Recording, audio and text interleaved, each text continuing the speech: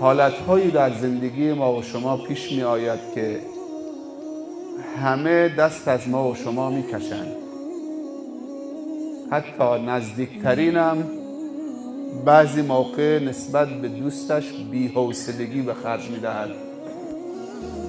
نزدیکتر از همسر، اگر همسر را یک دوست حساب کنیم، خیلی وقتا حوصله مردش هم ندارد، برعکسش هم صحیح است. ولی خداوند همیشه حوصله بندگانش را دارد.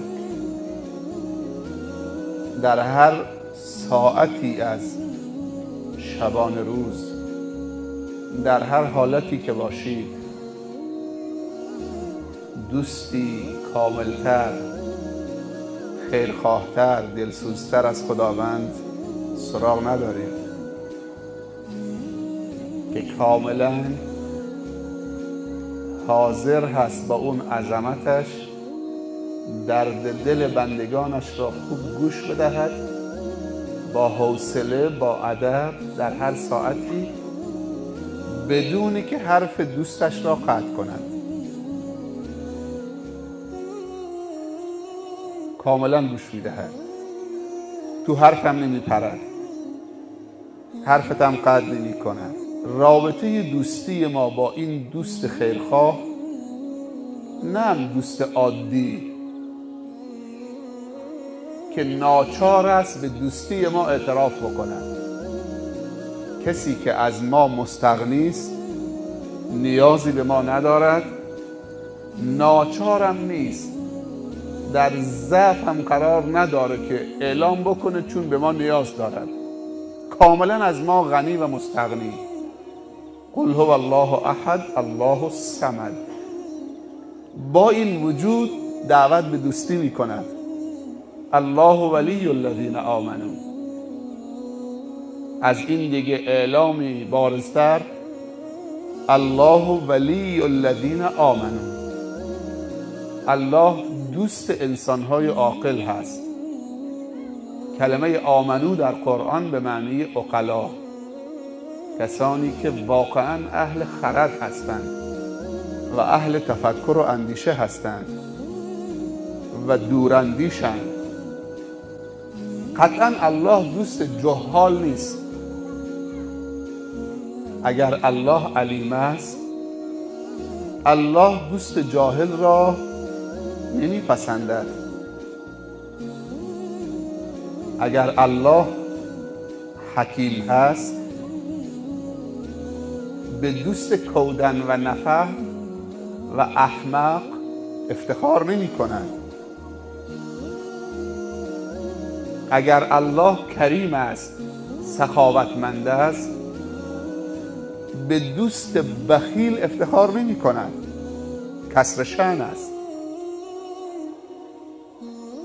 پس خداوند در قرآن می‌فرمایند الله ولی الذین آمنوا. خیلی زیبا. من دوست هستم، ولی نه دوست هر کس با هر مرام. فقط دوست انسان‌های عاقل، کسانی که اهل خرد و اندیشه و تفکر هستند، کسانی که مثبت نگر هستند، کسانی که واقعا صاحب نظر هستند، اهل علم و درایت و فهم و درک و شعور هستند. پس الله اعلام کرده، بعد از اعلامم اقدام کرده، گفته اگر کسانی که من اعلام دوستی با اونها کردم دچار مشکل شدن در زندگی، من اونها رو هدایت میکنم، اونها رو حمایت میکنم، اونها رو همراهی میکنم تا به مقصودشان و منزلشان و مقصدشان برسانم. الله ولی الذین آمنوا یخرجهم من الظلمات الی النور. وقتی که با این انسانهای عاقل دوست شدم، اونها هم متقابلا پذیرفتن دوستی مرا، قطعاً برای رهایی بخشیدن اونها از تاریکی های معصیت و ظلم و ستم و کفر و شرک و نفاق تلاش میکنم. یخرجهم من الظلمات الی النور. چقدر ما نیاز داریم که از تاریکی نجات پیدا بکنیم، به شرطی که با اونهایی که تاریک نگرن دوست نشویم. اونهایی که دنبال تاریکی زندگی ما هستن دوست نشویم. اونهایی که دنبال درخشندگی و روشنایی زندگی ما هستن، دنیا و آخرت ما هستن، که در رأس اونها الله قرار گرفته. الله ولی الذین آمنوا یخرجهم من الظلمات الی النور. باید دست دوستی به الله داد.